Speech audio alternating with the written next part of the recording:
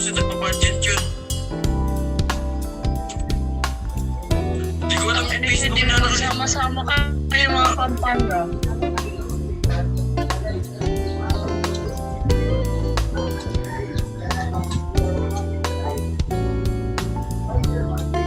Ano yung sense sa Empirical Gaps. Iba dito.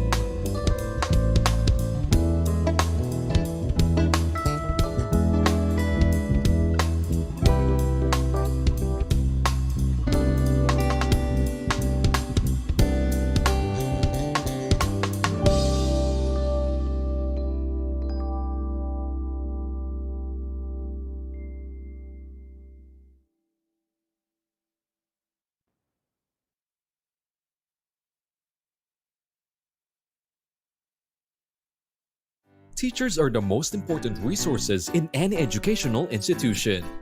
They should be trained to create effective learning environment, keep updated on modern instructional devices, and be inspired to become better in the modern world. Philippine Institute of 21st Century Educators Incorporated, or PICEI 21, is one of the leading providers of professional development for the 21st century educators in the Philippines. We offer seminars, trainings, and conferences for professional teachers at a very affordable registration fee, and we also accept membership. Committed to provide quality and relevant trainings in the field of education, shall empower the 21st century educators to promote professional development and strengthen the paradigm of excellence. Our core values: P. Professionalism, I. Integrity, C. Commitment, E. Excellence, I. Innovation. Accredited by PRC and the new CPD provider in the Philippines. Accreditation number PTR-2021-346. Be one of us. Let's be the molders of a brighter future.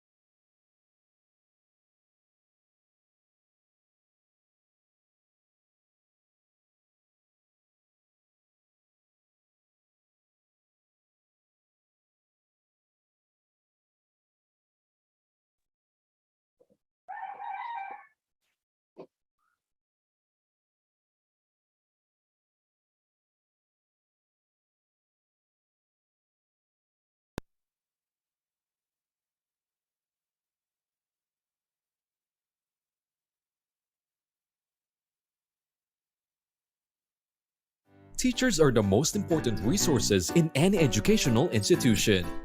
They should be trained to create effective learning environment, keep updated on modern instructional devices, and be inspired to become better in the modern world. Philippine Institute of 21st Century Educators Incorporated, or PICEI 21, is one of the leading providers of professional development for the 21st century educators in the Philippines. We offer seminars, trainings, and conferences for professional teachers at a very affordable registration fee, and we also accept membership. Committed to provide quality and relevant trainings in the field of education, shall empower the 21st century educators to promote professional development and strengthen the paradigm of excellence. Our core values: P. Professionalism, I. Integrity, C. Commitment, E. Excellence, I. Innovation. Accredited by PRC and the new CPD provider in the Philippines. Accreditation number PTR-2021-346. Be one of us. Let's be the molders of a brighter future.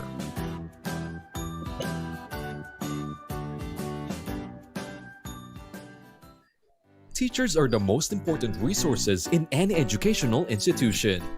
They should be trained to create effective learning environment, keep updated on modern instructional devices, and be inspired to become better in the modern world. Philippine Institute of 21st Century Educators Incorporated, or PICEI 21, is one of the leading providers of professional development for the 21st century educators in the Philippines.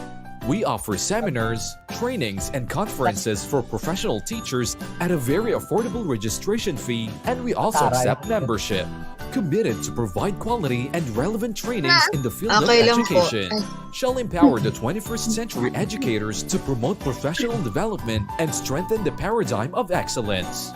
Our core values: P. Professionalism, I. Integrity, C. Commitment, E. Excellence, I. Innovation. Accredited by PRC and the new CPD provider in the Philippines. Accreditation number PTR-2021-346. Be one of us. Let's be the molders of a brighter future.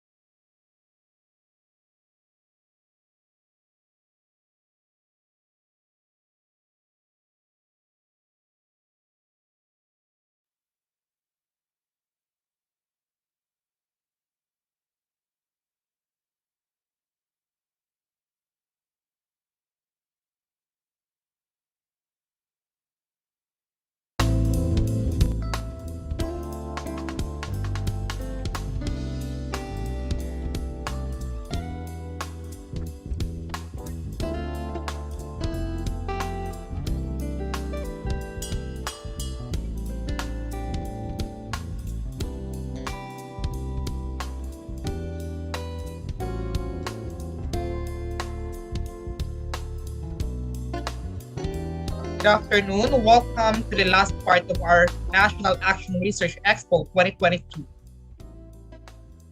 Our last topic this afternoon is entitled Research in Action, Theories and Practice for Innovation and Social Change.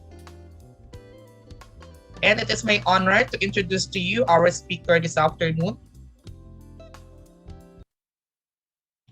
So he is a full-time senior high school teacher, Research and Testing Coordinator, Braceville National High School, and Professorial Lecturer in Colegio de San Gabriel Arcangel. He has taught courses in almost all facets of natural science and research in secondary and tertiary levels. He obtained his license as educator in 2015. He continues to contribute to academia as resource speaker, lecturer, thesis advisor, statistician, evaluator, demonstration teacher, and paper presenter at various seminars, conferences, and science fairs.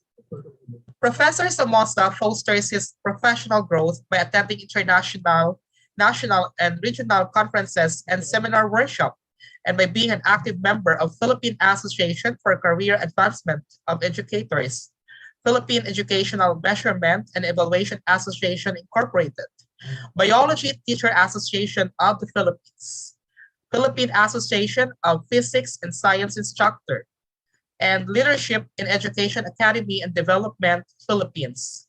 He also published several textbooks, includes the following: Understanding the End-to-End Process of Quantitative Research, From Proposal to Paper Presentation, General Biology 1, General Biology 2, General Chemistry 1, General Chemistry 2, Practical Research 2, Quantitative Research, Practical Research 1, Qualitative Research, Inquiries, Investigation, and Immersion, How to Write and Publish Your Thesis, Practical Guide for Students and Teachers, and How to Write and Publish Your Dissertation. In addition, he published International Journal on High Indexes. He also one of the peer reviewers of International Journal of Discoveries and Innovation in Applied Sciences, International Journal of Innovative Analysis and Emerging Technology, European Journal of Agricultural and Rural Education, International Review on Social Sciences, Research, and International Journal of Development, and Public Policy. He was the 2019 Action Research Champion in the 5th Division Research Congress for Teachers category in DepEd, City of San Jose del Monte, Bulacan.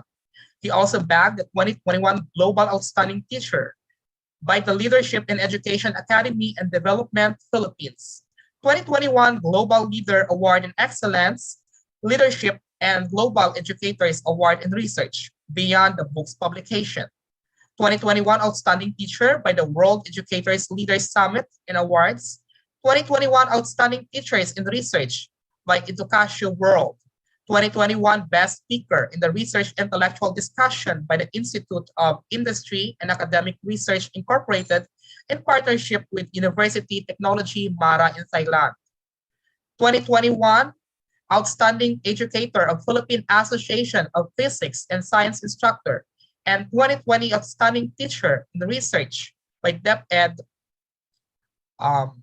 Bulacan. Ladies and gentlemen, help me welcome this afternoon Professor Resty Carlos Somoza. Good afternoon, sir. Good afternoon po.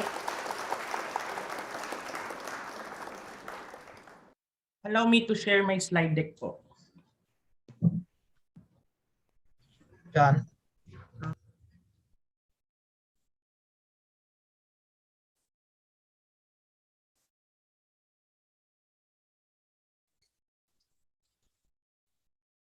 Okay. Last time we discussed about how we're going to implement reflection and practices in doing your action research.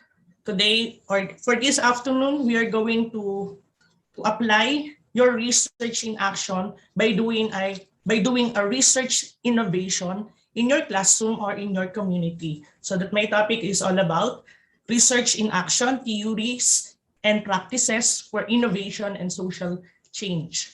Okay, when you're identifying a research problem, you're going to require reflection, observation, conversation, and the subject natural life of the classroom, or either in the online merged offline classroom or in the modular distance learning or blended learning. It is vital to keep in mind that the initial question driving an research study may alter as an investigation progresses. It means you need to become more reflective when you do an action research, and you need to undergo conversation to your participants or your colleagues, and to understand the nature of life of your participants and the problem within your classroom or outside of your classroom or within your community. So that these are some of the evidences that we need to build when you are conducting a research, or these are referring to the international assessment result. The source version of all SEIA PLM 2019 materials were prepared in English. This is referring to This is referring to SEA PLM 2019. The test and the questions were administered in the official language. Ang ginamit natin language will be for grade 5 is English.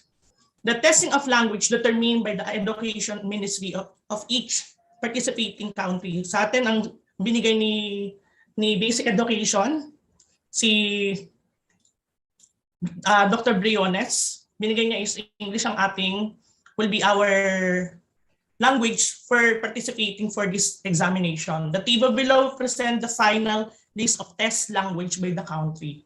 So that Cambodia, then Malaysia, Myanmar, Philippines, and Vietnam. Then from that, lumabas dito sa result, kung masishare ko to sa inyo na medyo mas malaki, ang Pilipinas ay isa sa pinakamababa with regards to the test of our language dun sa sinalihan natin. Then, the comparison of each English score across the region, particularly in North Luzon, Metro Manila, South Luzon, Mindanao, ERNM, lumabas na ang letter sum words is more than pagdating doon sa participating mga regions, medyo mababa. Ang mataas ay will be the Visayas. Mas mataas ang Visayas. Then, with regards to reading comprehension, medyo mababa rin ang ating mga participating regions. From that, strengthening the information of the education policy, planning, and management in the Philippines. This is referring to the USEB 2013 comparison of the language na ginagamit within the teaching sa ating classroom. Then, kung papansin din natin po, with regards to science for grade 4, in the International Science Achievement or TIMSS na sinalihan, the Philippines ay medyo mababa with regards to science education. Then the Singapore and Korea are what will be the top achiever in science.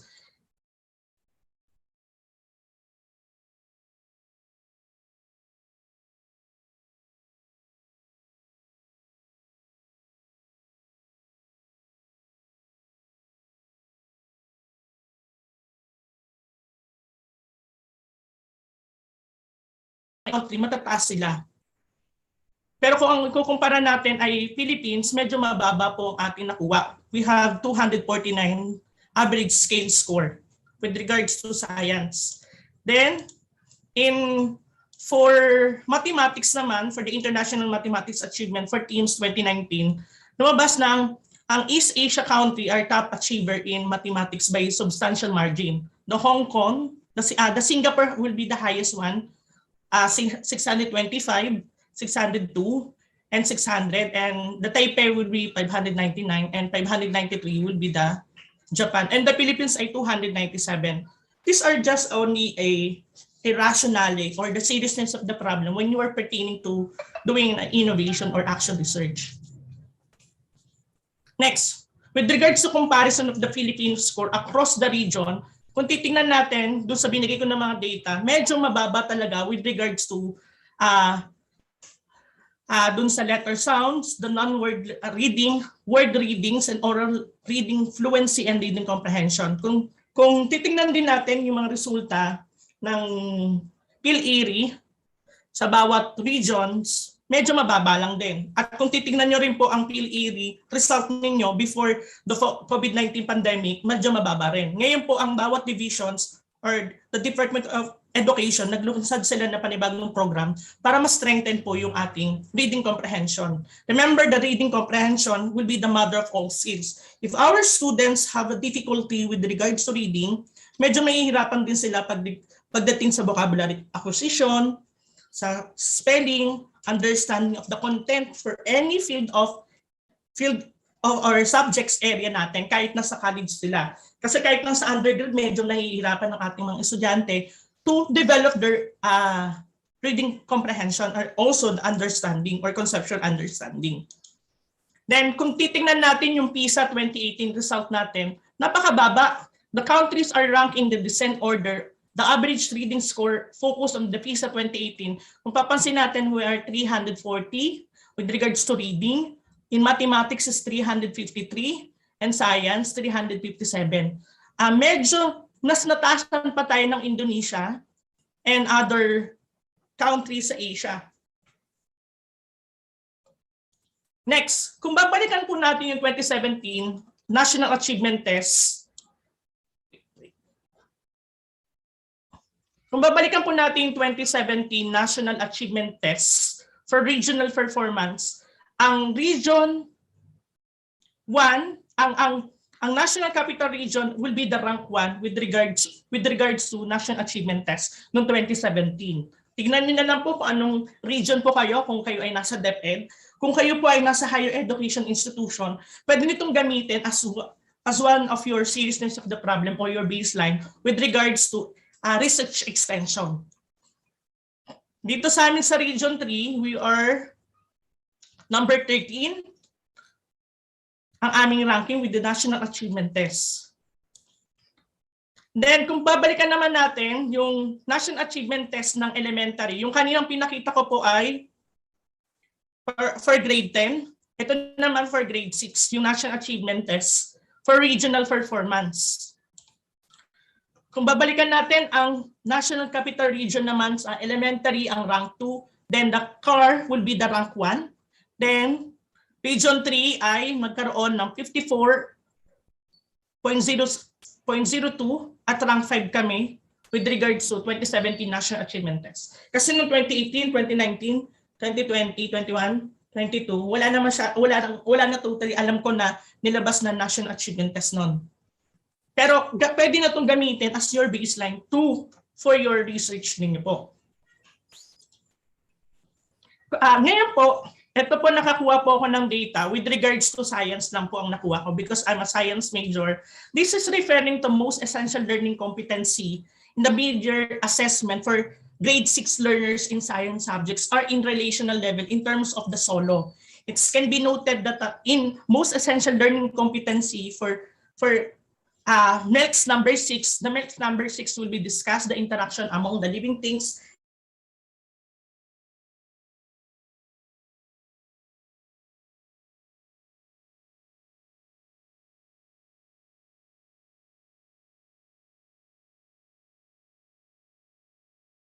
distance learning, DMLL, or purely modular distance learning, or blended learning. Kung titingnan po sa resulta, proficient naman ang pagdating sa most essential learning competencies sa number 1 and number 2, and highly proficient naman po doon sa MELCS number 6. Then nearly proficient naman sa 4 and 5 na most essential learning competency and 7. Bakit ko po binigay yung ganito mga data? To see what will be the rationale or the scenario of the Department of Education with regards to most essential learning competency. This is only for region, National Capital Region. Kung titingnan naman po natin for grade 10 science, across the 10 MELCS covered na enumerate dito, the mid-year assessment for grade 10 learners in science subjects are in the relational level, except the learners purely modular distance learning. Then, kung titingnan po natin, marami naman proficient. Then, pagdating po natin sa purely modular distance learning, medyo may mga nakikita tayo na low proficient. Diyan po natin makikita how the Department of Education and the other subject area measure the scenario of the most essential learning competency across the curriculum and their learning modalities. I hope that the higher education institution also create innovative assessment practices with regards to modular distance learning and other learning modalities to think if the learning competency achieved in their respective specialization or program or course pala po. Kasi pag course pala is referring to the subject and the program will be the degree. Then kung titingnan natin for grade 12 Earth and Life Science, marami na tayo nakita na low proficient with regards to purely modular distance learning. Then, marami rin po tayong mga nakita na mga nearly proficient and low proficient and not proficient pagdating sa purely online distance learning. Kasi sa senior high school, medyo mataas na yung mga competency na kailangan ma-achieve. Okay, ito yung kahapon na ibinigay ko po sa inyo with regards to the issue and challenges on curriculum implementation encounter during the school year 2020-2021. Ito yung shinare ko kahapon, the same time, with regards to the issue of learning access and learning delivery modality, parents, assessment, teacher support, and administration. Can you have a short sharing with regards to the challenges encountered? At least to lang po, moderator, within our comment box po, para makita po natin how it is, kung ano po yung mga na-experience ng mga teachers or dito po. What are the challenges encounter of the teachers or the curriculum implement na nag-i-implement ng curriculum nila or course program doon sa kanilang learning access and learning delivery modality? What are the challenges encounter ng mga teachers po? And their possible implementing guidelines to add the concern for this concern. Wala po ba, pwede po ba may mag-share po kahit isa? To see what is the practices of different institution po.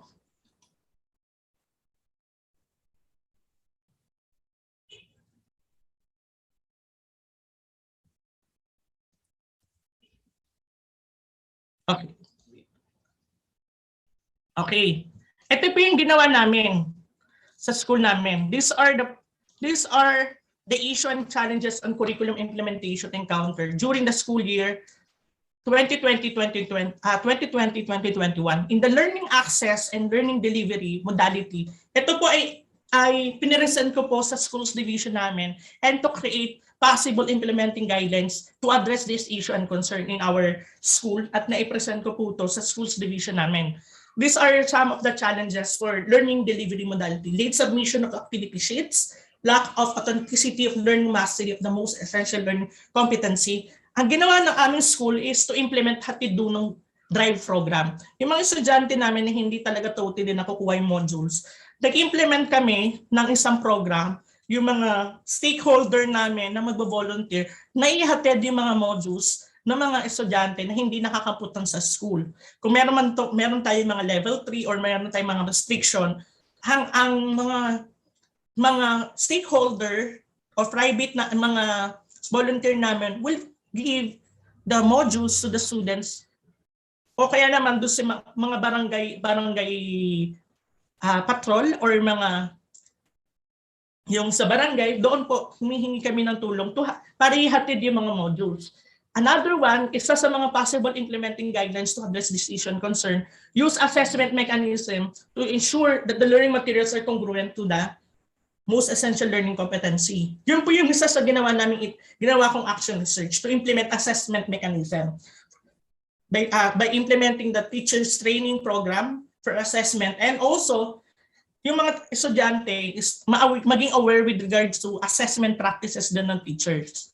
Then parents, insufficient parent engagement in retrieval and distribution of modules.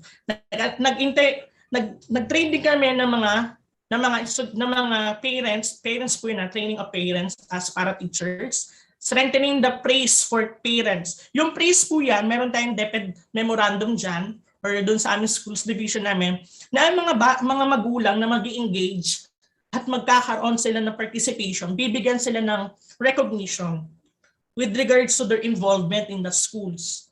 Yung pagkukuha na ng modules, or pagkuha nila o pag-involve nila sa parent-teachers association meeting, bawat engagement nila, binibigyan namin sila ng mga recognitions at tinatali namin yon para makita namin na sila rin ay mahalaga sa aming institution. Then also implement hatid doon ng drive program. Alam po natin ang ating mga magulang ay kailangan din i-recognize with regards to their effort in the modular distance learning or ngayong pandemic, ngayong new normal. Kasi nahirapan din sila. Kailangan din sila mabigyan ng recognitions para ma-strengthen yung community and stakeholder communication, and also the school and parent wholesome na communications. Kaya nakita rin namin na ang schools namin ay maganda ang naging improvement kasi kapag merong mga pangyayari sa school na kailangan namin ng mga ganito materials, madali lang po silang makapag-engage. Kung merong may mga donors, nandiyan ang parents para tumulong din. These are some of possible implementing guidelines to address issue and concern. Then assessment, lack of authentic assessment, which explicates the alignment of class or module to the most essential learning competency. Ito po yung isa sa ginawa ko, the transformational experiential learning through integrative tasks or project edits across the curriculum. Ang unang ginawa namin dyan is to create a capacity building program will be given to the teachers. Experts in the field of assessment will be invited to teach the teacher on how to improve their assessment practices. The number 2, we're going to have a reflective coaching and mentoring practices will be utilized by master teacher and head teachers. Then, siyempre ako bilang testing coordinator and research coordinator, nagkaroon kami ng mga reflective coaching and mentoring. At yun din po ay naging dahilan para makapag-create kami ng isa pang innovation.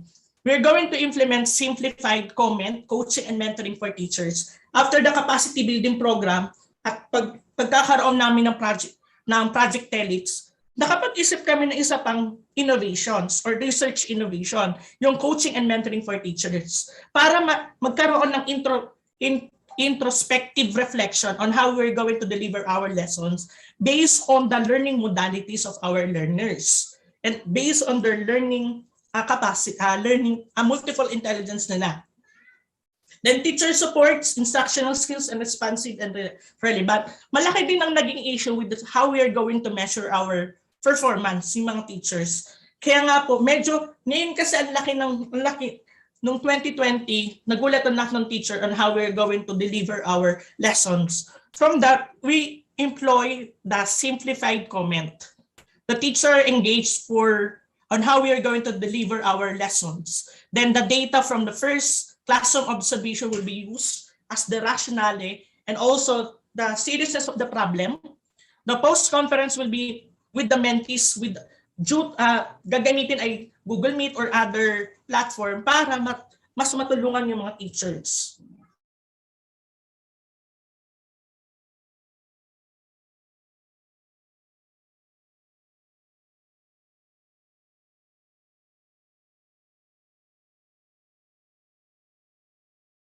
Instructional tool para maggamit po yun as part of our learning materials. Then for administration, insufficient feedback system and insufficient collaboration and community. Gumawa kami ng strategic monitoring form that will ensure effective and efficient delivery of the most essential learning competency and also on how we're going to deliver our curriculum. At kasama po ang parents doon by strengthening the praise for parents and strengthening the praise for teachers and for our administrators. Lahat po kami ay binibigyan ng recognition with regards to the problem na na-encounter in our institution para lahat po ay involved within the problem sa ating curriculum. Next po. After nung pinakita ko sa inyo, these are a summary of my discussion today. But we go to the most important thing on how we are going to apply theory and innovation in our classroom or in your institution. It is important when you're writing about a research or action research or research innovation to get clearly about the difference between the following spot. The first one will be the blank spot.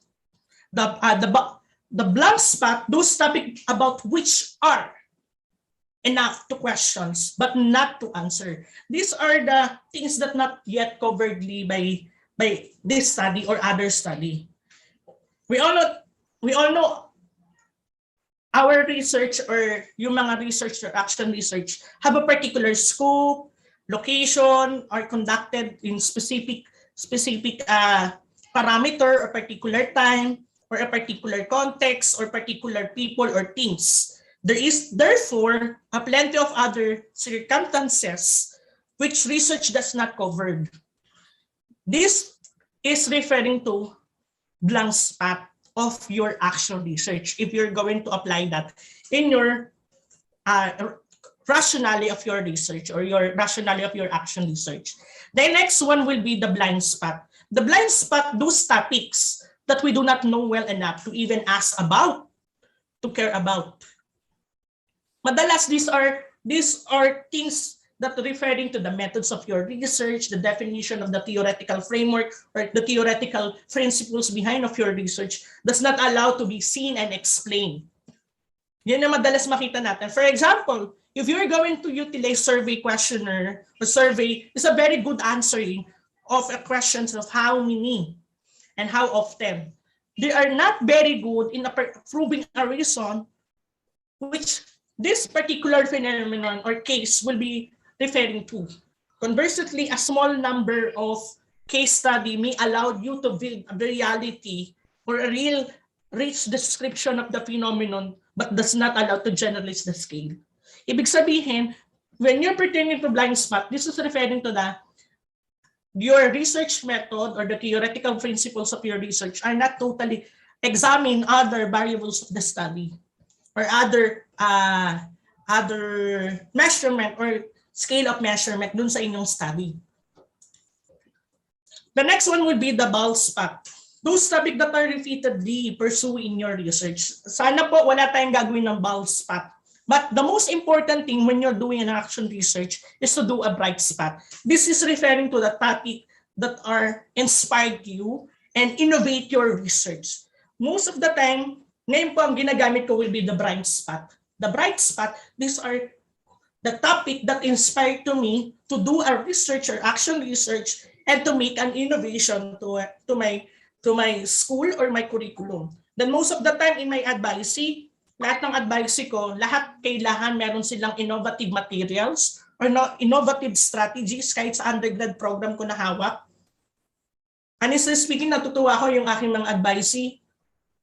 Lahat sila nakapag-produce sila ng mga innovative materials, innovative strategic materials, and yung mga innovative na mga strategies in teaching in the online distance learning or modular distance learning. This is referring to bright spot of doing your action research. Next, in doing an action research, ito yung mga madalas natin na kailangan na tignan din po. Siyempre,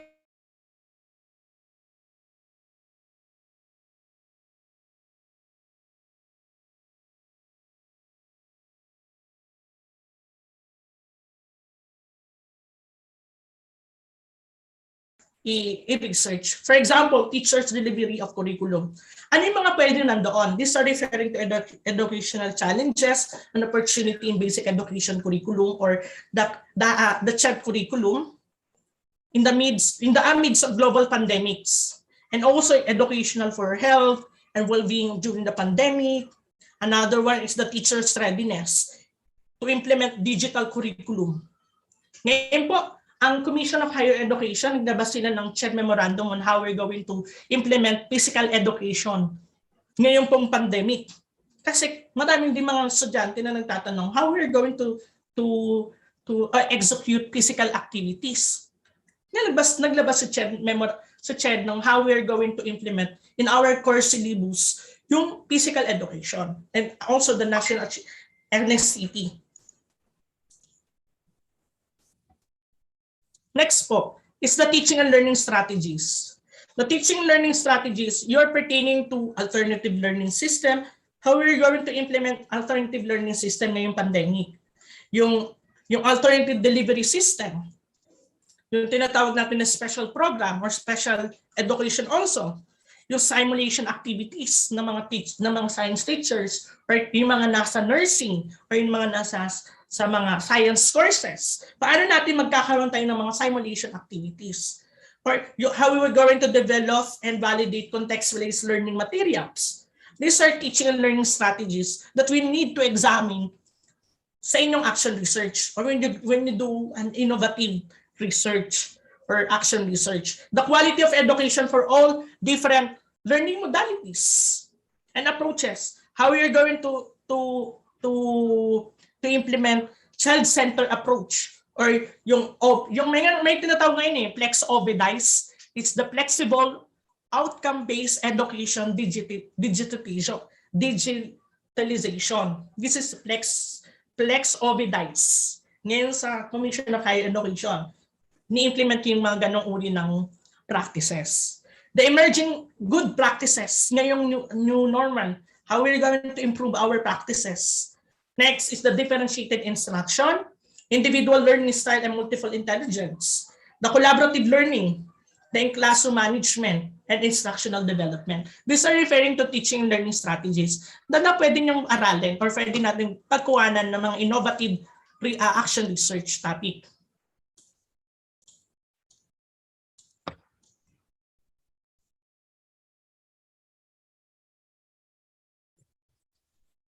Next po.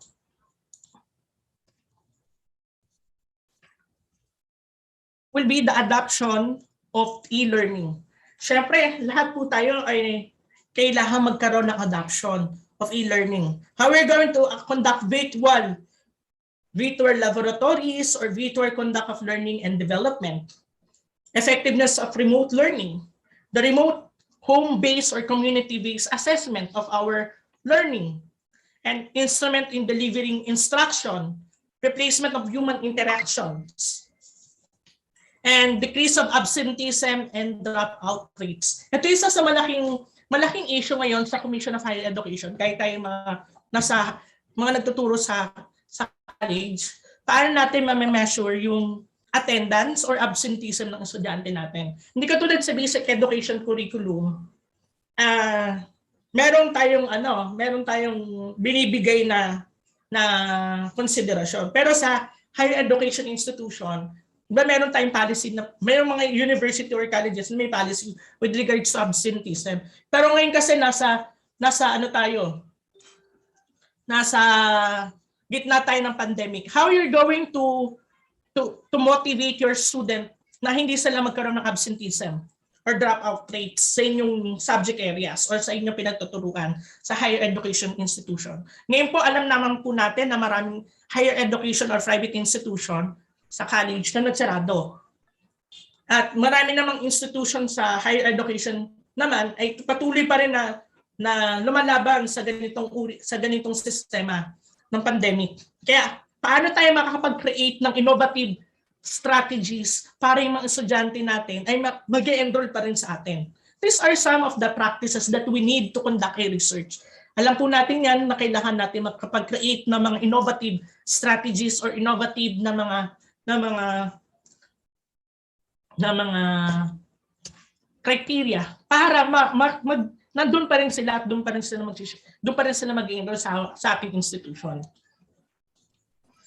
Next is the learning outcomes. Ito rin po ay isa sa mga kailangan din natin na bigyan ng pansin when we do an innovative action research. We need to conduct a contextualized activity or contextualization ng mga learning activities na kahit ikaw ay nagtuturo ka sa anatomy and physiology, paano mo matuturo ang anatomy and physiology sa mga estudyante mo na naka-modular distance learning at kailangan nila required sila na magkaroon ng laboratory. Kailangan magkakaroon ka ng contextualized or innovative teaching strategy for that. Diba? Another one is in the basic education curriculum, yung spiral progression sa curriculum. And also in higher order thinking skills. Integration of different subject areas in across the curriculum. Another one is the teacher's profile. For example, your specialization, your training, your experiences. Another concept will be the learning environment, the learning resources, the language,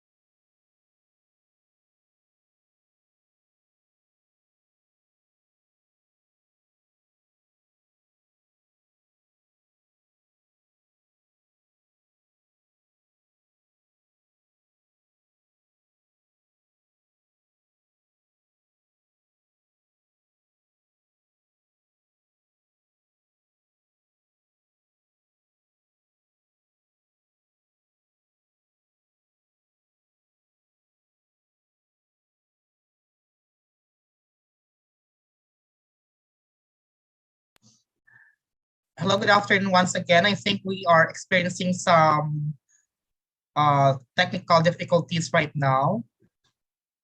We just wait for Professor Resty Somoza.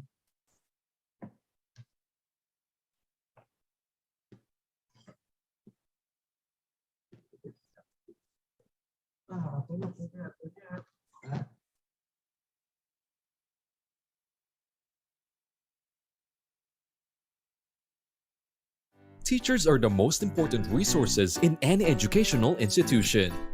They should be trained to create effective learning environment, keep updated on modern instructional devices, and be inspired to become better in the modern world.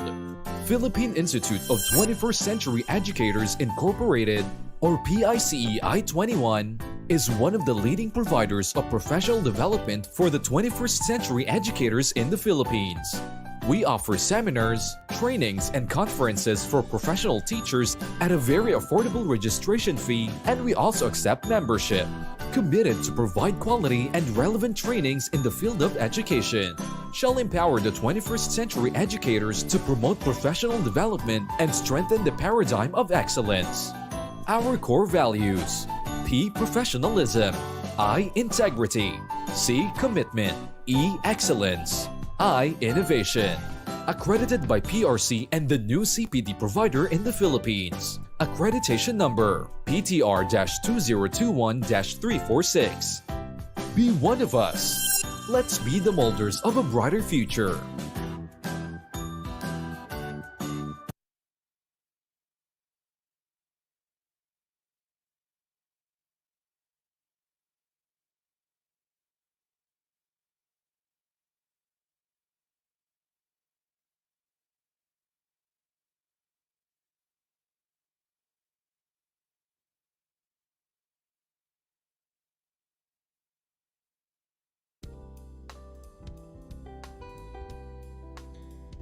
We also would like to inform our participants that attendance and evaluation will be available right after the presentation of our speaker. And participants will receive their certificate in the PDF copy of presentation starting on Monday.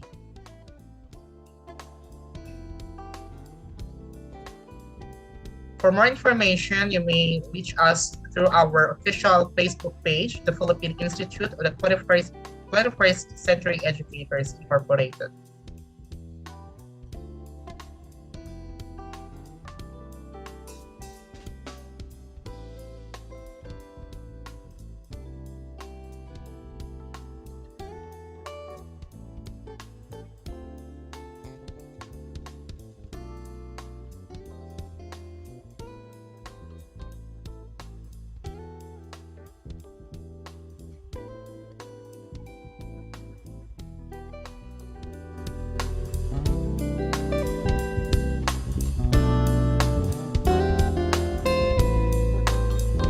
And also allow us to invite you for our first CPD accredited event. It is a seminar workshop on designing and developing instructional materials. It will take place on February 18 to 20, 2022 via Zoom video conferencing with 12 CPD points.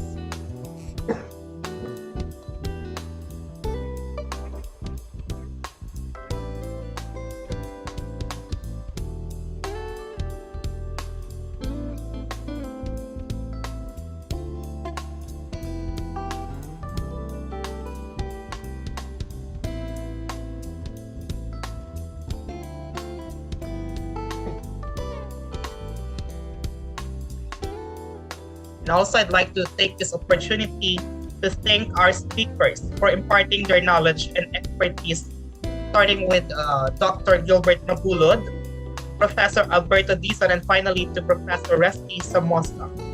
We also would like to thank our participants for your continued support to the PICE 21 Incorporated and Iceberg Incorporated. This event will not be possible without your cooperation, and we thank you.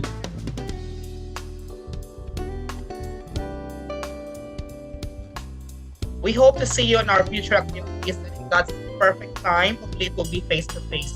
So thank you so much and God bless us all. Meanwhile, we'll just wait for Professor Resty Somoza. Thank Thank you.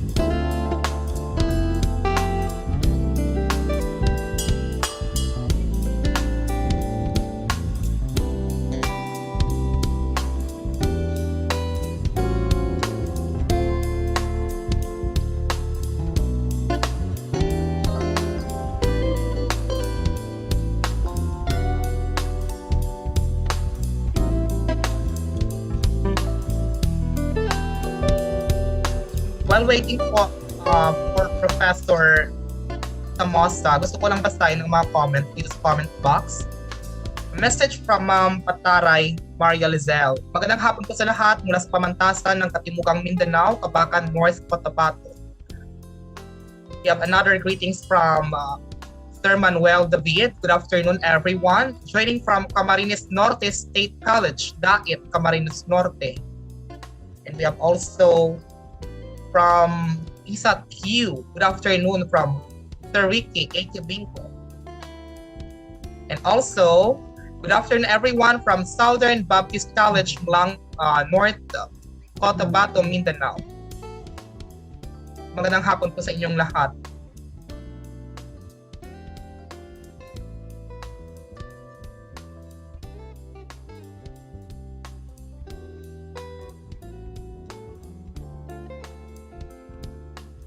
Good afternoon po from Dipolog, Zamboanga del Norte. Magandang hapon din po, Ma'am Desi Anis Mijares. We have a question from Ma'am Christine Jane Caron. Same registration link po for February 18 to 20. It will be different po, Ma'am, and details will be posted po on our official Facebook page.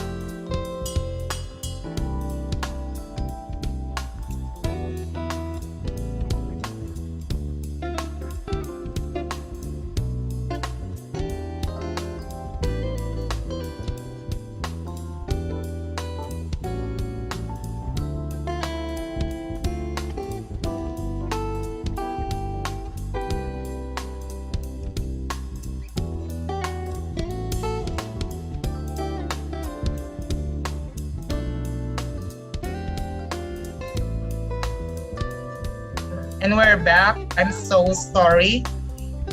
We are also experiencing some technical difficulty here in our station because of the weak internet connectivity.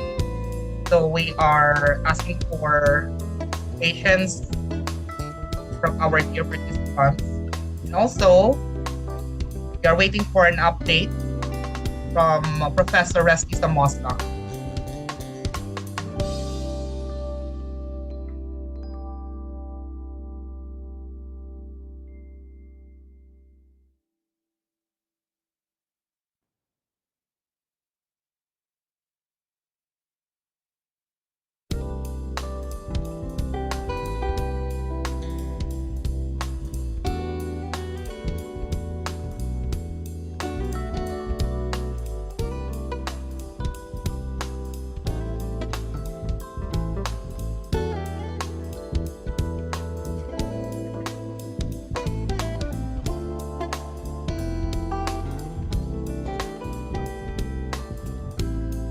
For technical difficulties caused by the power interruption around the city of Iloilo.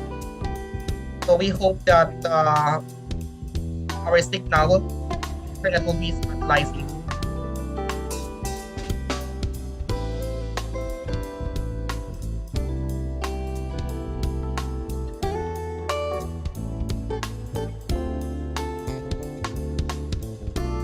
I'd like to read a comment of Sir Jack Montaño. Okay lang po, sir, naiintindihan po. Ganito talaga sa Pinas. Kusad pa kung internet connection po.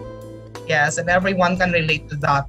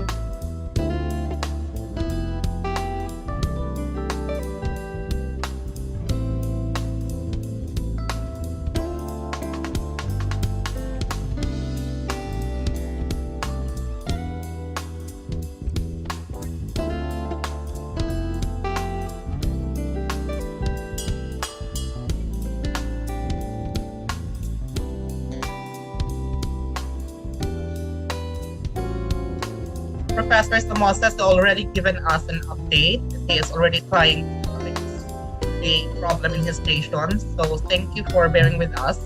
I'd like to read a comment from Sir Chaco. Sir, salamat po sa inyong mga host organizer. Sa PICE 21 at PICE to Burst, sa webinar na ito, God bless you po sa inyong lahat. Daghang salamat po sa inyong tanan. Maraming salamat din po, Sir Chaco. We hope to see you in our future activities.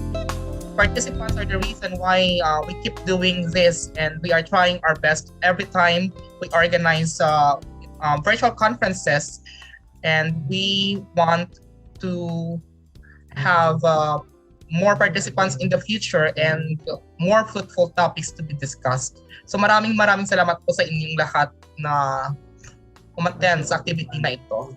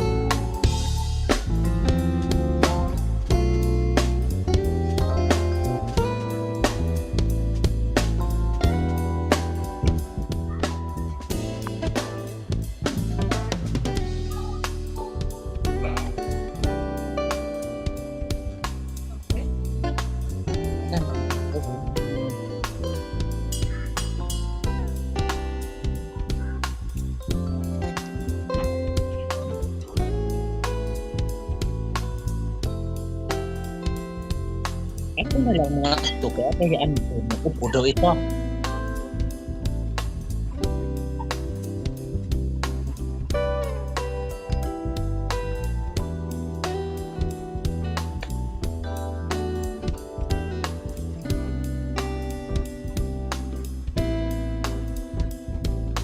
Liwan ni adik pagibad.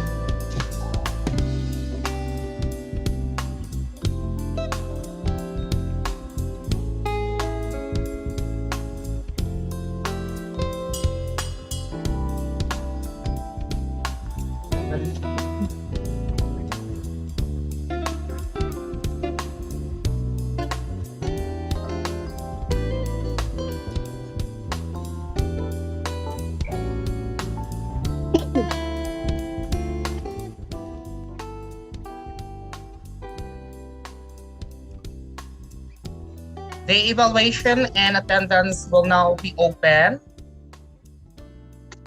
And we hear the comment from Sir Leverier. Thank you. Sana magbigay kayo ngayon ng free membership slot, sir. So kinausap na po namin yung in charge po namin dito. And this time we will have the raffle draw. We'll be giving, how many, sir? 3 or 5? 3 or 5 membership. Okay, he will be giving 5 free membership of Philippine Institute of the 21st Century Educators this afternoon for free. So we would like to thank Sir Ricky for his generosity. And for those who are already members, we can provide you a prize in kind. So just contact our official Facebook page directly, okay?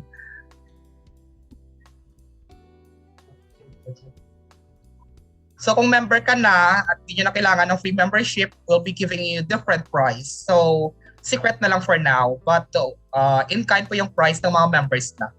But if you're not yet a member, then you will be receiving free membership from Philippine Institute of the 21st Century Educators.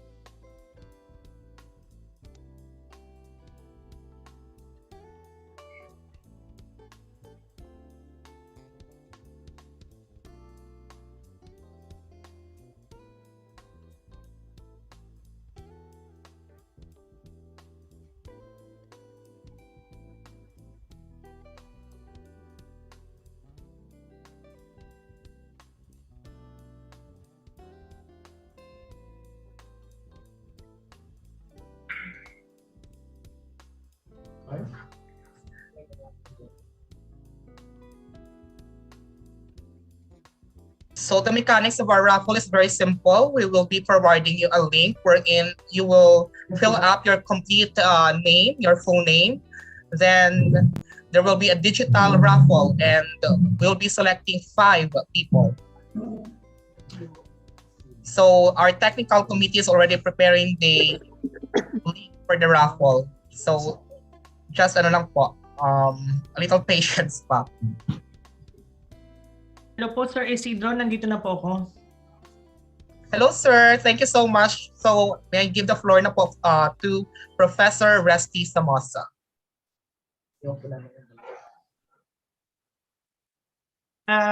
Naka-disable yung aking share screen po.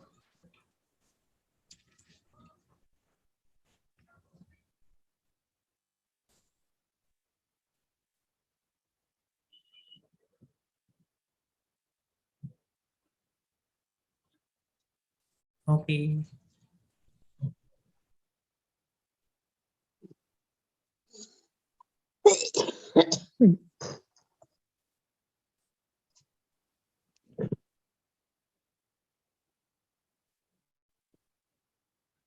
We are still trying to fix the issue, sir.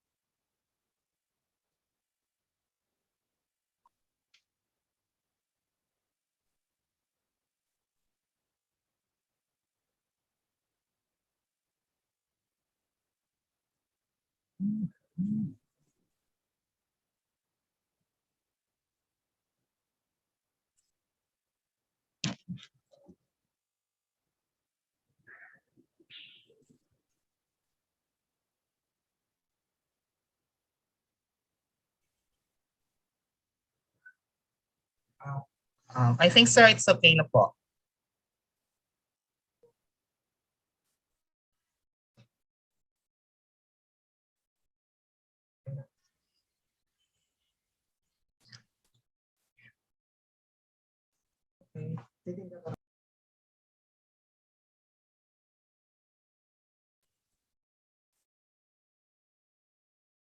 Nakikita na po yung sa screen yung aking slide deck po.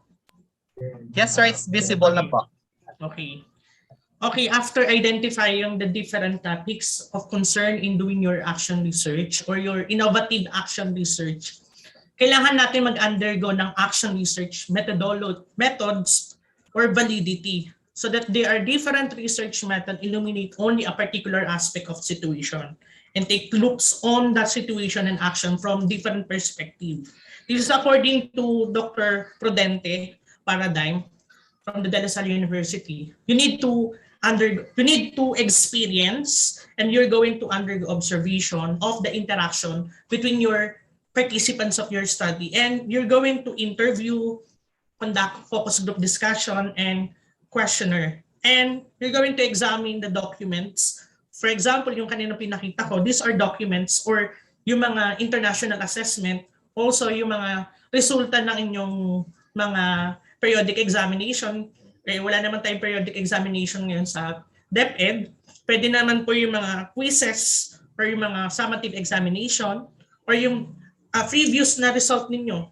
Pwede naman tayo mag-conduct ng mga pre-test or pre-test and post-test. Then, we need to, from that, we can at least triangulate your experience and examinations and inquiring from that so that mag-undergo tayo ng triangulation. Last time, I also discussed one of the most important thing when you do an action research practices is to undergo triangulation. Next, we are also doing a research gap as part of the theoretical approaches in doing your action research or innovative action research. We need to undergo evidence gap. The evidence gap, you're going to find out contradictory evidence gap from your research. Ibig sabihin, the result from the previous research or the research study allow for a conclusion in their own rights. But most of the time, meron tayong mga nakikita mga contradictory findings from different researches or from different action researches from more abstract point of view. From that, pwede natin gamitin yun as one of your choices in doing your innovative action research. The next one will be the knowledge gap. You're going to undergo desired research finding do not exist. These are the desired research finding that do not exist in other action research. So that pwede ka mag-undergo ng knowledge gap or tinatawag natin na knowledge void gaps. Another one is you're going to conduct also a part of a research gap examination is the practical knowledge gap. This is referring to professional behavior or practices deviate from the research findings or not covered by the research by other research. These are referring to practical knowledge gap or yung action knowledge gap na tinatawag natin. The next one will be methodological gaps. The methodological gaps, madalas ito yung tinatawag na methodology void gaps. Ibig sabihin, these are a variation of a research method is necessary to generate new insight to avoid distorted finding. The next one will be the empirical gap. The empirical gap, you're going to evaluate the void gaps. The research finding or the propositions needed to be evaluated empirically verified. Madalas kailangan i-conduct yan when you're conducting a innovative action research. Then the most important thing is the theoretical gaps. These are the theory application gap or the theory application void gap. Ibig sabihin, the theory should be applied to a certain research or innovative action research issue to generate new findings or new insights. Then the population gaps. Syempre, the population gap po focus on the population that does not adequately represented or under research in the evidence based on your based on the prior research study. These are referring to the research gap in your innovative action research. Next, we go to the most important focus ngayon po, which is referring to research and innovation. The research and innovation is referring to one of the course, the focal point of the research innovation in the basic education curriculum for the DepEd is referring to access, quality and relevance, and governance. These are the features that we need to examine when we do innovative action research: the access, quality and relevance, and governance, to improve the following problem, which is to improve the following: increasing the enrollment, participation rate, and reduce dropout and failure of rates. These are the main focal point of doing innovative action research, and to improve academic performance of your students, and to enhance learning environment and improve physical facilities.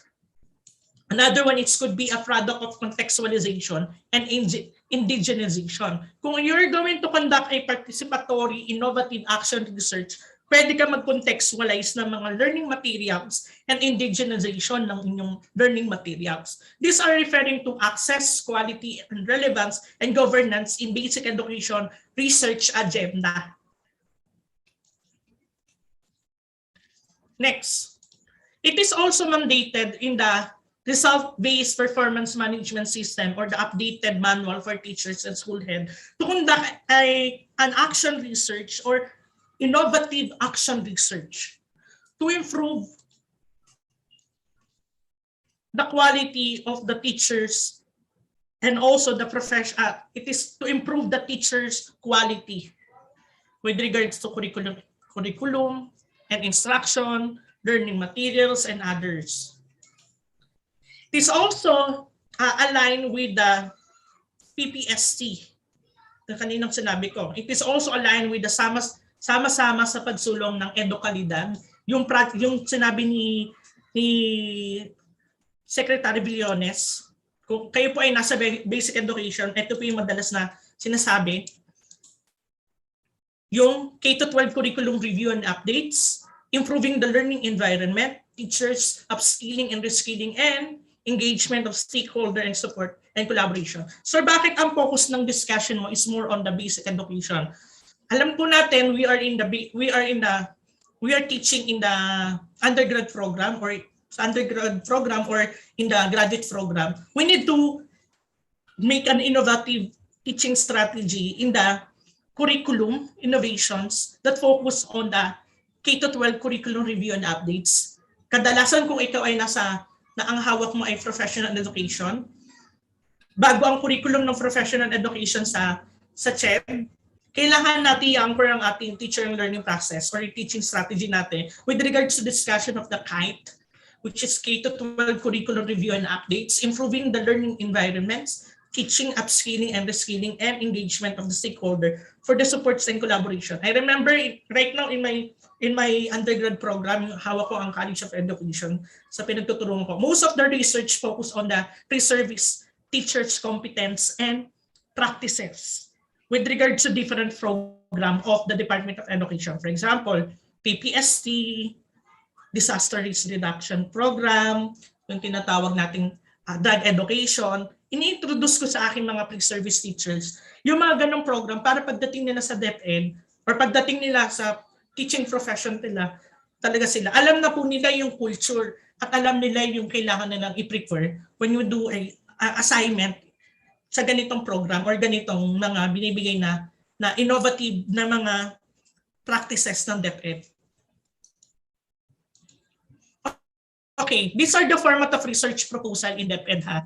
Pero kadalasan naman po sa higher education institution, may kanya-kanya tayong format for action research. Pero ito ay nasa DepEd format po ito. Yan po yung binibigay na format po. Magkaiba po si applied research and si action research. Yan po yung format. Tandaan po natin kapag action research, wala siyang review of related literature or literature review. Sa applied research lang po merong literature review. Then these are, so that we are going to focus on research-based innovation. The research-based innovation or innovation is based on the creation or redesign of product, processes, or entrepreneurial models for the benefits of an organization. Kahit din sa higher education institution, nagkakaroon tayo ng mga research extension na madalas ito ay mga innovative practices ng bawat institution or bawat department ng ating institution or higher education institution. Innovation in education is similarly focused on making positive change. But in this case, these changes will be directly benefit a classroom, school district or division, or even the organizational training and learning practices. Ibig sabihin po natin, when we do an innovative action research, it's focused on the macro level and micro level. Kung ang gusto mo lang naman po ay classroom-based, pwedeng mga learning materials. Pero yung mga learning materials yan, kamukha ng sinited po ni kahapon, yung doon sa participatory action research, pwede kang mag-create ng mga learning resources within the community at magiging contextualize at magiging indigenize yung learning materials based doon sa culture ng iyong learners. This is also an innovative action research. Next, the innovation is the introduction of new ideas, goods, services, practices which intended to be useful.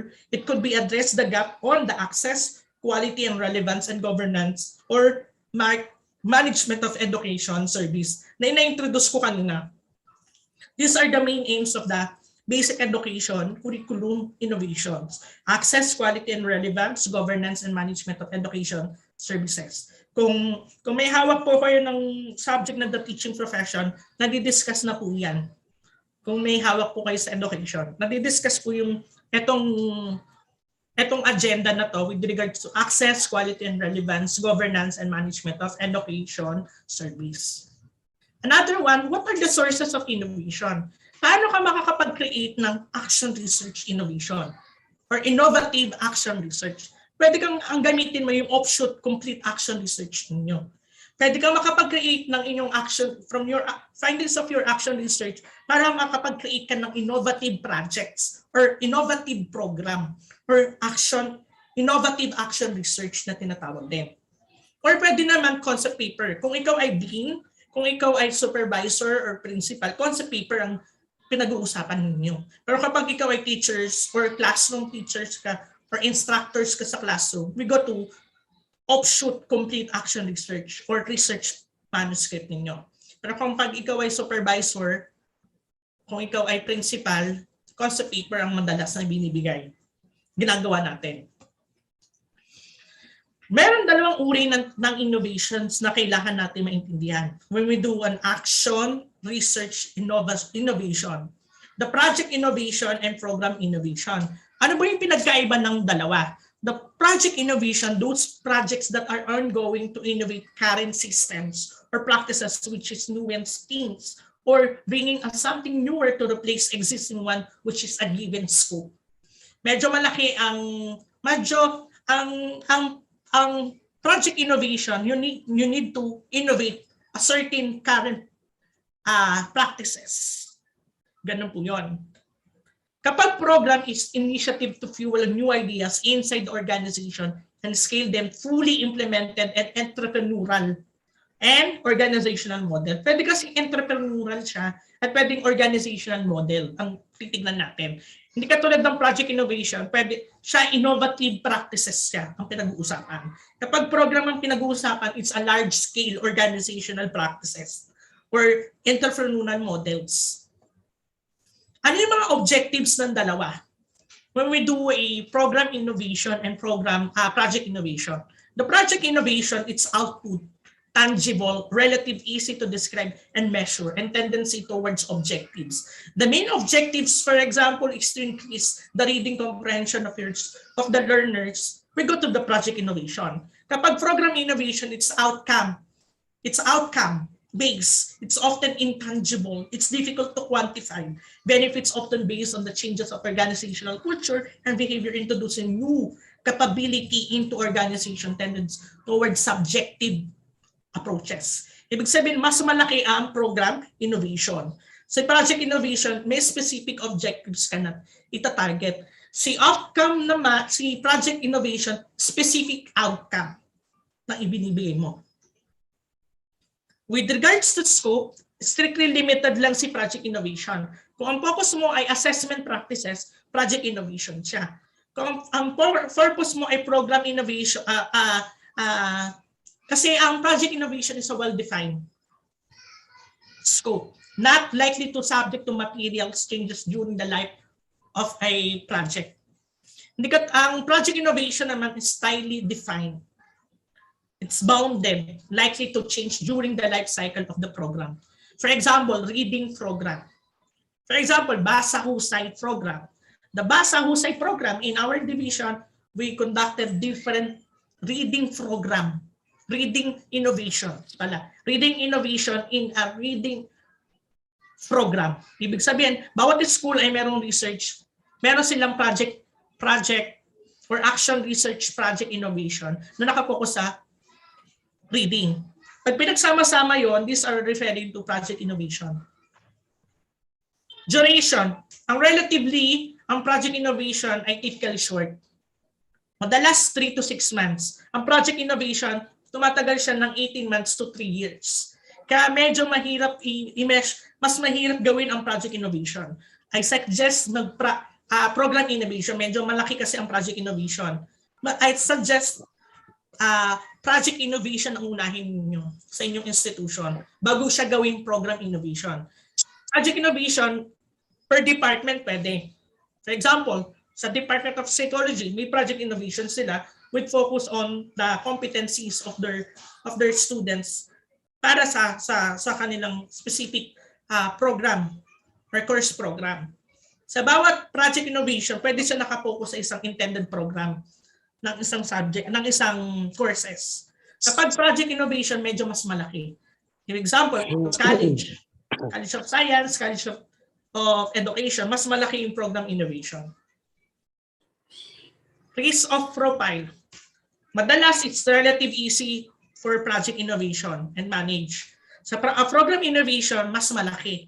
Mas complex yung risk na kailangan mong gawin or kailangan mo i-prepare para mabawasan yung risk mo dun sa isang specific na innovation mo. Sa project innovation, it's relatively easy to identify yung mga risk niyo. Sa program innovation, medyo marami kang kailangan ma-identify at mas mahirap ma-materialize yung mga risks na kailangan mo ma-identify. At mas malaki yung mas malaki ang financial obligation mo and operational loss mo kapag program innovation. Hindi katulad ng project innovation, limited lang ang financial obligations mo. Nature of problem, clearly defined sa project innovation. Sa program innovation, medyo malaki yung topic or yung problem na kailangan mong gawin o i-solve. Another one is the nature of solution. It's relatively limited number of potential solution. Kung ang potential solution mo with regards to assessment practices, doon ka lang intended. Kapag program innovation, mas malaki ang ibibigay mo ng mga solution with regards to the problem encountered within the classroom or district or your department. Significantly number of potential solution. Next is stakeholder. Mas limited yung number of stakeholder kapag project innovation. Kapag program innovation, mas malaki. Significantly yung diverse yung stakeholder na kailangan kasama ninyo. Kapag magkukonda kayo ng ganitong uri ng innovations. Relationship to the environment within which is project takes understood and relatively stable. Sa project innovation talaga totally stable lang yung working environment. So program innovation environment is dynamic kasi ang titignan mo dyan yung stakeholder na kasama and yung program objectives ninyo na kailangan nyo i-achieve. Next, these are the types of innovative projects in your action research. Innovation on curriculum and instructional materials. For example, gusto nyo ang i-develop mo is mga materials, so learning materials. This is result for a managed development of process whose principal product are often text-based teaching, learning materials, and resources that could be in the form of student learning activities workbook, skill book, resource book, teaching device, educational games, manipulative and interactive materials, etc. These are innovation in curriculum or instructional materials in your action research. Next is innovation on teaching strategies. This is a process of systematically looking at effective teaching strategy that is suited and appropriate to specific learning content whose outcomes can be measured in terms of increasing pupil achievement level or academic performance. It can be approached in teaching techniques or methods. Income generating project. Ito medyo mas malaki to. These are referring to collaborative enterprise of the student which assistant of parents and teachers advisor. The IGPs carefully plan to generate income and achieve a particular aims or target leading to a solution of a perceived problem. It can be in the form of small business. Kaya nga meron tayong tinatawag na entrepreneurial approach ng action research na innovations. Ibig sabihin, ito ay medyo small business na kinoconduct sa school. Kamukha ng ibinigay kahapon na example ni Dr. Al Gilbert. This is referring to income generating project, yung sa halaman sa school. These are referring to income generating project using participatory action research. Yun nga lang, kailangan participatory innovative action research ang tawag doon. Because you create an innovative generating project for the school and also for your stakeholder. Kadalasan kapag ang pinag-usapan ay IGP, kailangan dito ay walang solicitation. Kailangan donations lang. It not a GPTA, HRPTA, school project or other agency initiated program. Ibig sabihin, hindi pwede itong funded ng PTA. Hindi pwede ito funded ng government. Kailangan nag-generate ka ng income by using your innovative action research or innovative practices. Innovation on the school improvement. Madalas, this is done to improve program, procedures, physical aspect of school that will enhance access, quality, and governance. This is not funded under, yung sinabi ko kanina. Hindi sila pwedeng funded. Kailangan donations. Kaiba si solicitation at sa donation. Kapag donation, alam po natin, magbibigay tayo ng donation slip na parang gamitin doon. At bawal din for yung fundraising and other money-making contests for this kind of innovations. These are the guidelines. Ma-access nyo naman po ito yung guidelines na ito kailangan kasi naka-depend align po ito. Nandiyan naman po yan. Kailangan ang malinaw lang po dito, naka-align po sa vision and mission ng DepEd. Kahit din sa institution ninyo po, kailangan align po siya sa college mission, mission and vision. Kamukha rin po sa higher education institution, yung bawat binibigay, ginagawa nating action, research, innovation, naka-align po sa vision and mission ng inyong department. At kailangan yung proponent must be present the reason for this kind of innovations. Then, kailangan magbe-benefits yung school nyo at yung learners. And the project must be realistic management plan and resources needed to complete the project within a calendar year. Yan. Ulitin ko po, bawal po ang donation, bawal po ang solicitation at paggamit ng MOE. Kailangan halos lahat ng fund ninyo ay galing sa donation. Bawal po ang solicitation. At higit sa lahat, kailangan meron tayong donation at merong memorandum of agreement dun sa mga magbibigay ng donations para dun sa project sourcing. Okay po? At kung ito gagawin sa school level, si PSDS or sa Public Schools Division, Public School District Supervisor ang mag-measure neto at si school principal kung sa classroom ang pag-uusapan. Pero kung ito ay school level, kasama ang principal nyo, kamukha ng innovative action research ko, school level yon, kaya si PSDS ang mag-measure ng aming innovations. Yan. These are the parts of classroom, parts of innovation po kapag instructional materials ang pinag-uusapan. Yan po yung mga parts niya. Then this is the project innovation for school. Then these are the format. Yan. Discuss ko po the project contacts, yung pangalan ng mga ng proponent and mga involved doon, then contact number and email and position nila. Then project summary, this is referring to the abstract of your action research innovation or your innovative projects that will answer the following questions. Why are doing this project? What will doing this project? How will we do it this project?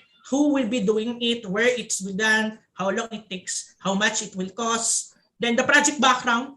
This is referring to doon sa previous na pinakita ko na parts ng action research. This is referring to context and rationale. But in format of innovation, this is referring to project background.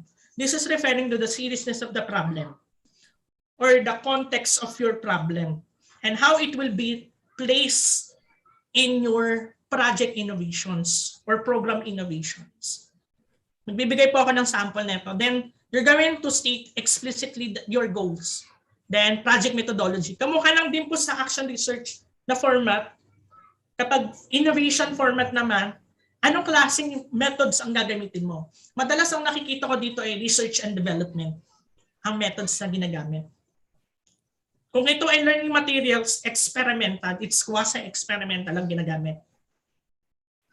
Nan, we work breakdown task estimate, time estimate, then project derivatives kung yung mga materials na kailangan, project risk management, then other parts po. Yan. Bigay po ako ng sample po. Wait po. Ito. This is the sample of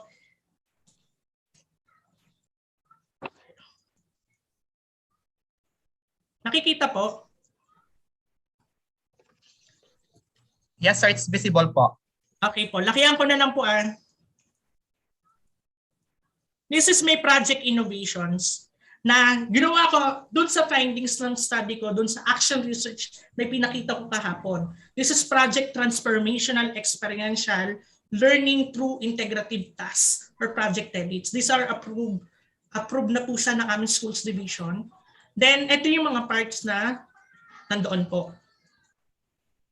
Bibigyan ko na lang po kay sir to para meron pong format yung mga taga-DepEd. It's almost the same naman sa higher education institution. Medyo iba-iba lang tayo ng format bawat higher education institution. Kung ito ay funded ng CHED or non-funded ng CHED or kung sa inyong institution for accreditation for level 1, level 2, or level 3 accreditation ng PAPOCOA or other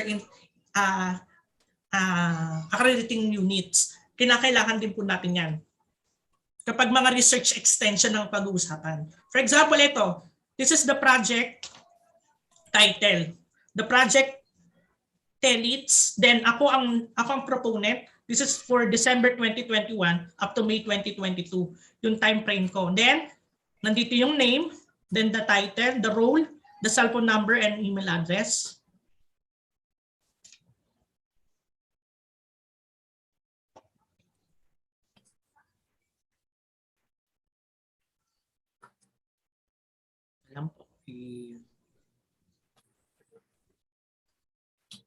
Next, yung project summary po.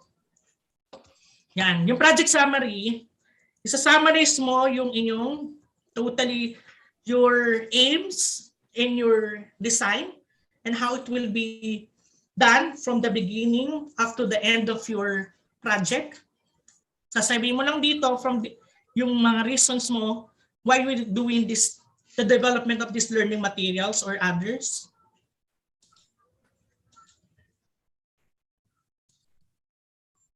Then project background. Kailangan din po specific ka pa pag nagdi-discuss ka po ng project background. Yan. For example, project background, it's observed that the teachers develop a new alternative and varied approaches to monitor learners learning from assessing and to remediating the learning losses during the COVID-19 crisis, including both formative and summative method. Then may mga kailangan kang bigay na mga scenarios, then evidences, then mga DepEd memorandums na kailangan, then reason bakit ka kailangan mag-conduct ng performance task. Nagbigay ako dyan ng reason. Then how it is important to do an integrative assessment. Kamukha na sa akin.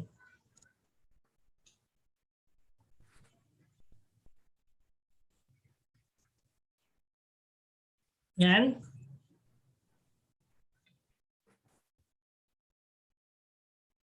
And project objectives ko, increase achievement rate, increase completion, sustain zero dropout rates, teachers train, yan. Then project methodology ko, it's a research and method, research and development design ang ginamit ko. Kamukha lang din po siya ng particular na research. Ang pinagkaiba niya is gagawin mo talaga siya stage by stage. Kasi gagamit ako dito ng assessment practices, design and development of prototype experiential learning through integrative tasks across the curriculum. Ibig sabihin po, pwede magsama ako dito ng 3 subject. For example, nasa senior high school ako, research, statistics, and reading and writing. Pagsasamahin namin sa isang performance task or assessment task. Para yung mga bata, hindi na sila problema sa ibang subject. Kasi isang assessment task na lang, na nandun na lahat. Ito po yung work breakdown. Ganyan po siya. May pre-implementation, implementation, and post-implementation. Then, project risk management. Ganyan po. Ngayon, ito po. Kailangan maging particular ka rin sa project cost. Lahat yan halos ay donation. Then references. Then ganyan po. I will given this the project innovation ko kay sir para merong format po yung mga nasa DepEd.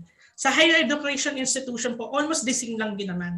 Ang pinagkaiba lang kasi, meron tayong iba't ibang developmental stages format pagdating sa research extension na mga projects innovation. That's all po. Thank you po.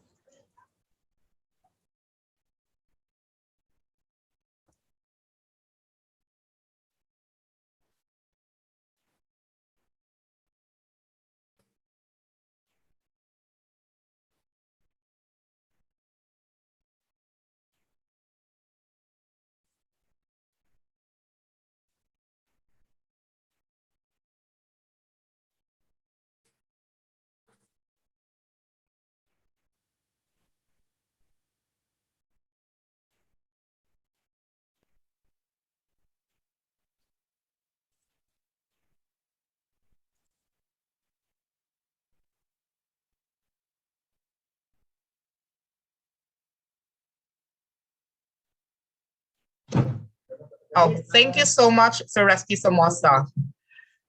So indeed, what a way for us to end our expo. So we will now proceed on the open forum or the question and answer segment. We would like to encourage everyone to raise their relevant questions on the topic presented this afternoon. We will try to cater as many questions as we can. You may directly address your question to our speaker. Just click the raise hand button to request assistance from our technical team. When raising your question, kindly introduce yourself and the name of the institution you are affiliated with.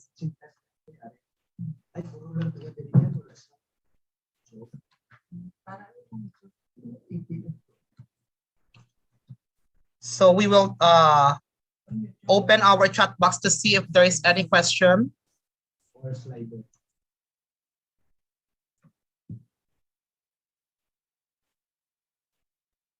So any question po from our participants? Or you can also comment your question in slido.com as provided on the comment section in our screen. So I can see any question here, but I can read a comment from Ma'am Rizalyn Iralio. Galing-galing po, Prof. Resty Somoza. Dami pa akong natutunan. Salamat po. So I think the sentiment is the same with the other participants. Thank you so much, sir, for a very inspiring talk. We really learned a lot this afternoon, and we hope to see you on our future webinars. I think there is no question. So any concluding words na lang po, sir, that you can impart to our participants before we formally end this webinar? Okay po.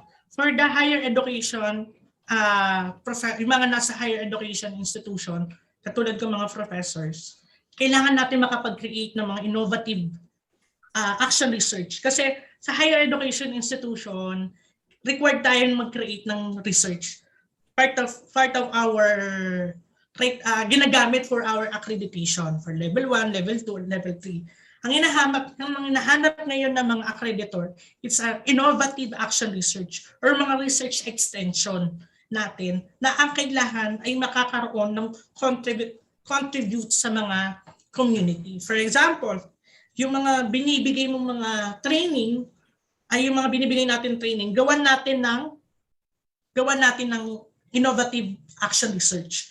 Magpapatrain tayo ng mga teachers, then create innovative action research from that. It's a capacity building program for public school teacher or private school teacher. Kaya tayo mga nasa higher education institution na tinetrain tayo ng Commission of Higher Education, kailangan din natin ibaba yung ating mga extension services sa mga nasa basic education para maimganyo sila to create research culture, to embrace the research culture. Alam po natin, for example, ngayon po sa Department of Education, nag-evaluate kami ng mga bagong modules na gagamitin sa central office. Kinakailangan ng DepEd na mga evaluator from higher education institution. Ibig sabihin po natin, kapag tayo ay nasa higher education institution, kailangan natin gamitin din yung ating mga resources to share from the basic education institution. Na nakikita natin ngayong pandemic, yung mga practices from higher education institution na ibababa na ngayon. So that kailangan lang natin isulat yung mga practices natin from the higher education institution na isa-share natin sa basic education para magamit natin for our accreditation.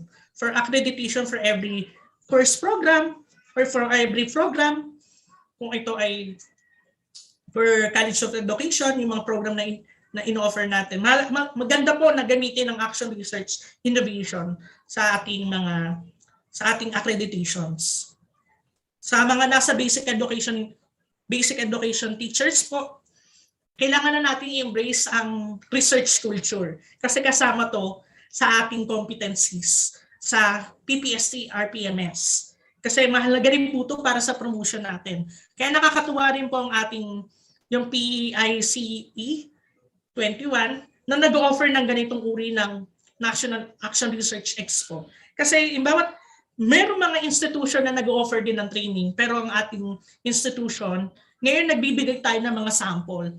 Yung mga live examples, yung mga examples natin, yung mga materials na share talaga, yung mga sample researches.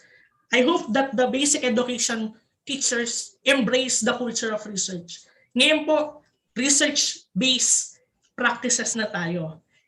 Sabi nga ni Dr. Gilbert kahapon, kailangan ang research talaga ini-implement sa classroom. It is not all about requirements for promotion. Kailangan siya ibaba as part of our curriculum innovation. At sa mga school leader, natutuwa ako kasi ang mga school leader ngayon, intensive ang training nila pagdating sa curriculum innovations. Kasi ngayon, kailangan talaga na i-embrace ang digital education. I hope that this sharing of experiences as a researcher ko po, pagiging researcher ko po, ay sana po ay maengganyo rin po kayo na mag-present sa Zoom. Kung mag-offer si Sir ng National Research Congress sa atin. Yun lang po, thank you po. Sana po mabigyan tayo ng pagkakataon yung ating mga participants na mag-share naman na kanilang mga research findings po. Thank you po. Maraming salamat po once again, Sir Resty Somoza, and we hope that our educators will really embrace the research culture and can apply what we have learned on this talk for this afternoon. You are an inspiration not just for us, but to many teachers all over the country. So this time, it's time to award this certificate of recognition to Professor Resty C. Samosa. We would like to request our technical team to kindly show the certificate on slide. So the certificate reads International Congress of Innovation-Based Educators and Researchers Incorporated, in cooperation with Philippine Institute of the 21st Century Educators, awards this certificate of recognition to Resty C. Samosa for imparting his invaluable time, resources, and expertise as resource speaker on the topic Research in Action, Theories of Practice for Innovation and Social Change during the conduct of National Action Research Expo 2022, accorded this January 29, 2022 via Zoom video conferencing, live streamed on POMI YouTube channel and the PICE 21 Facebook page. Signed by Ricky A. Kubinko, Virtual Conference Director, signed by Emmy John Indanila, National President of PICE 21, and signed by Gilbert Magulo Jr., President, Iceberg Incorporated. Thank you so much, sir. And now it's time for me to announce the good news from our committee. So there is an additional prize para sa ating raffle po ngayong hapon. So para masaya naman po tayong lahat before we end this expo. So here's the prizes for this afternoon. A total of 15 winners lahat. So 5 winners of PICE 21 free membership or membership with affiliated organization of your choice if you are already a member of PICE 21. And 5 GCash worth 100 each. And 5 free registration for our next event, seminar workshop on designing and developing instructional material on February 18 to 20. Winners are requested to coordinate through our email, educators1920@gmail.com. So the basis for our raffle are the names of those who fill up the evaluation and attendance. For those who are not able to fill up the attendance and evaluation, we'll give you a little more time. But now I'd like to ask the technical team to facilitate the picture taking of our participants along with our speaker, Professor Resty C. Samosa.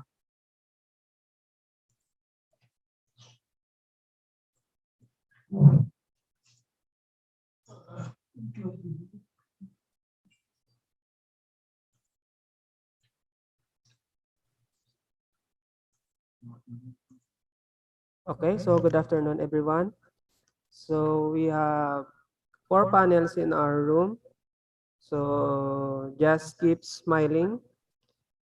So for the first panel, so ready, 1, 2, 3, and smile. Okay, for the next panel, keep smiling. 1, 2, 3, smile. Another one. 1, 2, 3, and smile. For the last panel, so 1, 2, 3, and smile. Okay, so thank you guys.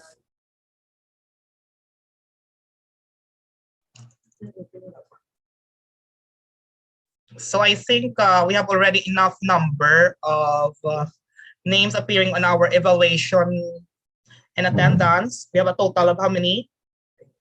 97 names. So good luck to everyone. Here's the raffle, the digital raffle to be facilitated by our technical team. I will just read the name of our winners. So our first prize, so the first prize po muna, we will start with the 5 winner of GCash, 100 each. So we would like to request our technical team if pwedeng medyo palakihan. Pwede mapalakihan ng konti. Okay, so that's the maximum size. Okay, so I will read the name. The first winner of 100 pesos GCash is Miss Joanna Marie A. Real. Congratulations, ma'am.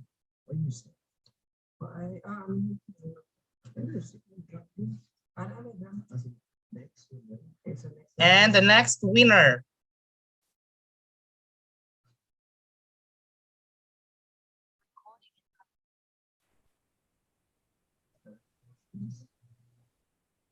Oh, congratulations, Ma'am Imelda Corpus. You're one of the winners of 100 pesos GCash. Next.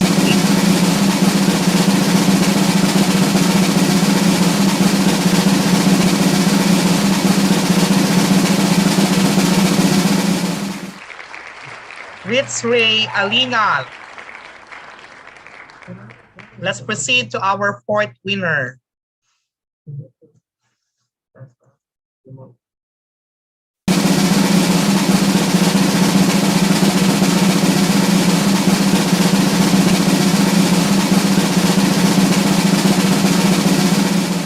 Our fourth winner is Jacqueline Umalyoy.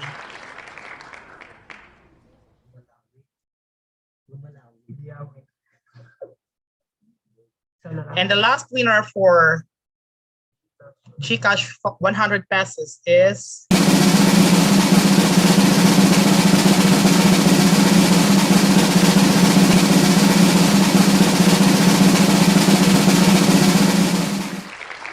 Lilibeth David. Congratulations, Mom. So we will now proceed to the winners of PICE 21 free membership or membership with affiliated organization of your choice if you are already a member of PICE 21. So starting with our first winner.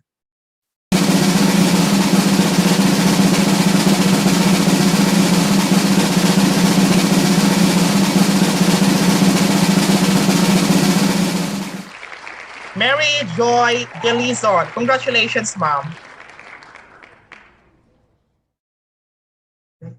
Next.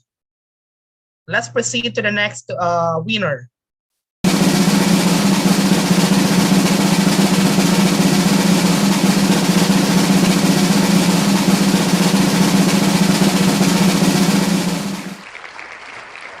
The next winner is Maria Vema Prosperoso. Congratulations, Mom Vema.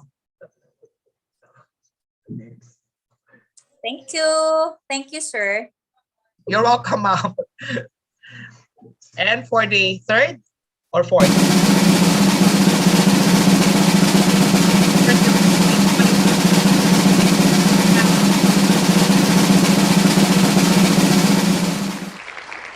Sherilyn V. Reyes. Congratulations, Mom. Let's proceed to our fourth winner. You're welcome po, Ma'am. Next winner po. Pang-apat.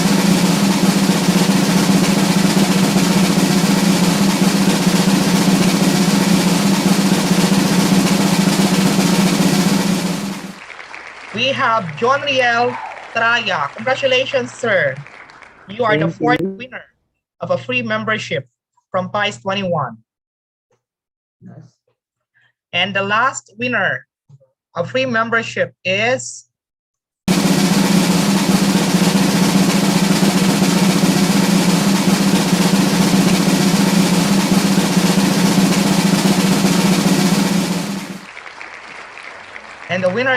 Mr. Greg Osayat. Thank you. Congratulations, Sir Greg.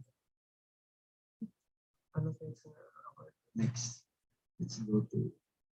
And finally, the winner of our free registration for our next event, seminar workshop on designing and developing instructional material on February 18 to 20.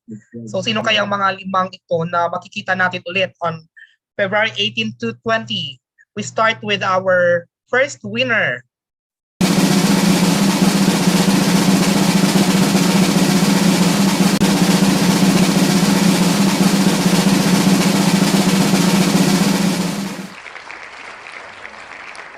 First winner is Mr. Alan S. Compe. Congratulations.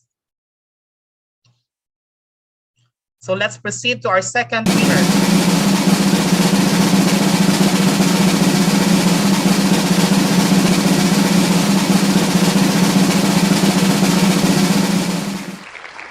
And he is Mr. Marjon Yapa. Congratulations, Sir Marjon. Third Thank you winner. very much.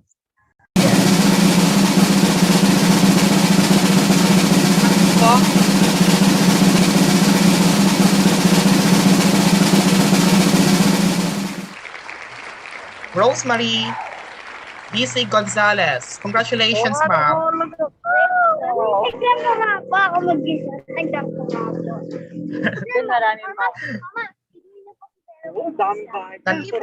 And fourth or fifth now? Fourth winner.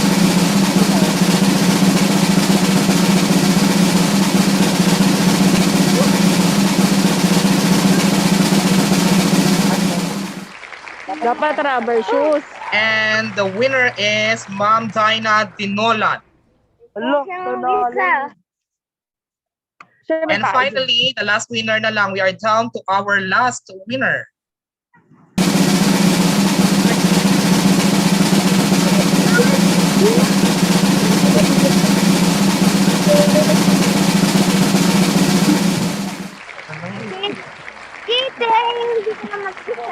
And the last winner for our free registration for the next event, we have Ma'am Yola Simon. Congratulations. Thank you po. So for those who are already a member of PICE 21 na nanalo, you can choose other affiliated organization po with PICE 21. And for those who are winners of free registration but already have registered and paid the registration fee, the registration will be transferable to your choice. Kasi yung mga kasama mo dyan sa trabaho, pwede po natin ilipat po sa kanya yung pangalan ng pinanalanuhan nyo. Okay. So once again, thank you so much and congratulations to all the winners. We hope to see you again in our future activities.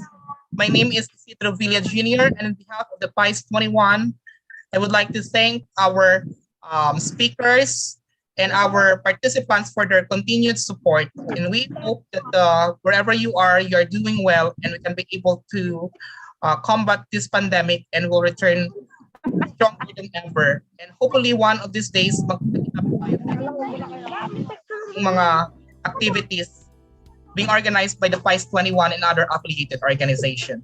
Thank you so much. Very much po.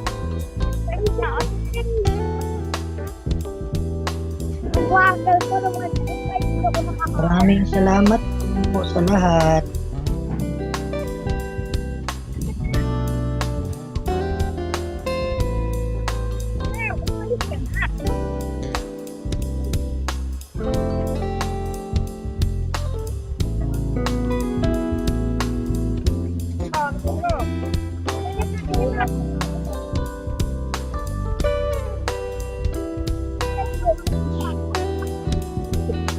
Ayaw mo. Kung sa teacher, ikaw magbigay mo na.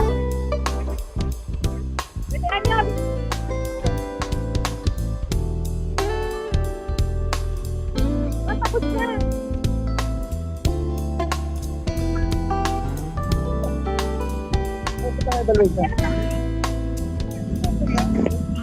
Sandali lang. Sasagot lang evaluation.